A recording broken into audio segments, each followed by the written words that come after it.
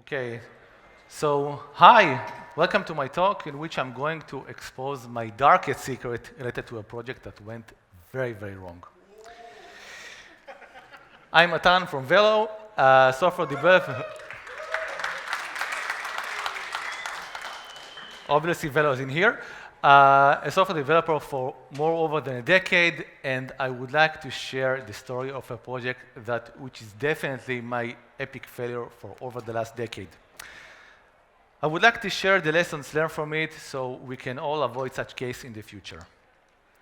So in order to provide some technical context, I'm talking about the Velo App Registry, which is a service that stores global site data in order to improve execution performance. In the first milestone, we focused on writing code packages, and as you can see, the service has a very, very simple API for writing and reading code packages, and it is a central hub in multiple Velos flows. So, sounds very simple, right? We estimated the work in about 4 weeks of work. However, it took us to deliver almost 1 year. How come? Why is that?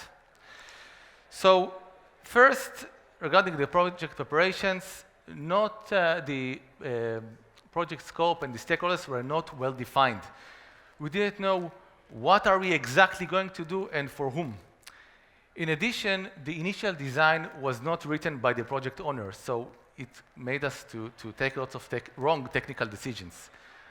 How to avoid this? Very simple. First, conduct design reviews with the stakeholders, and we had lots of wrong assumptions. So take nothing for granted. And an idea, create an ongoing design committee for keep getting feedback on your decisions. In addition, regarding the product design, the product manager was not involved in this project. So obviously, the developers were taking the product decisions, which is obviously not a good idea. The result was that the system was not built like similar industry standards. In our case, code package versions were stored in the service instead of a specific file like build.sbt or package.json, and it was very hard to troubleshoot the system. How to avoid it? Again, very simple. Involve the product manager and understand why the industry standard is implemented as it is. We had also technical pitfalls. We had race conditioning causing data corruptions. We didn't have a deep understanding about our entire flows. And the service is a central hub, and we missed some of the flow integration points. How to avoid it? Again, close contact with the stakeholders and frequent demos in order to get constant feedback. Regarding the release part, we enabled and disabled the feature toggle for multiple times and encountered with multiple issues. We found that we have missing flow in one of our consumers.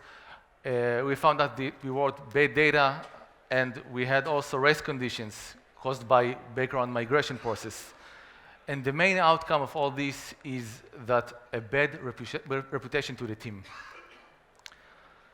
However, these mistakes are only just the tip of the iceberg. If we take a deeper look into what was underneath, all these mistakes were caused by poor communication. Most of the mistakes could have been easily prevented by better communication. If I have to rephrase this lightning talk, is learning from my epic failure. Not about just time estimation or deliveries, just making sure that you're always communicating. Again, always communicate. Announce out loud everything related to the project status. Make sure everyone is aware, engaged, and aligned. I definitely learned a lot from this epic failure. I have the word communication deeply engraved in my mind ever since, and I hope you all emphasize the importance of communication in your future projects as well. Thank you.